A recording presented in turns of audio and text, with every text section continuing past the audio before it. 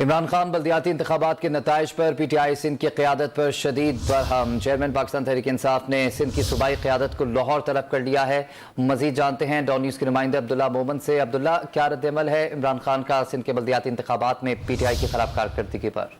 جی بالکل، Dawn news کو پاکستان تحریک انصاف کے دو رہنماؤں نے تصدیق کی کہ جب سے سندھ کے بلدیاتی انتخابات کے دوسرے مرحلے کے نتائج سامنے آنے شروع ہو گئے تو عمران خان جو ہے وہ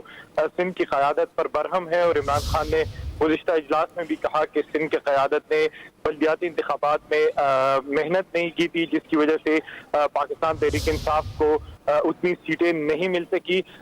ہمارے ذرائع نے تصدیق کی ہے کہ حلیم عادل شیخ اور عمران اسماعیل سمیت جو دیگر سندھ کی قیادت ہے ان کو لاہور اس حوالے سے طلب کیا گیا ہے، اور پارٹی میں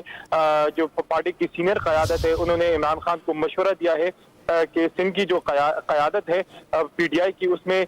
تبدیلی جو ہے وہ کی جائے، لیکن عمران خان اس پر برہم ہے۔ جبکہ اس کے ساتھ ساتھ عمران خان نے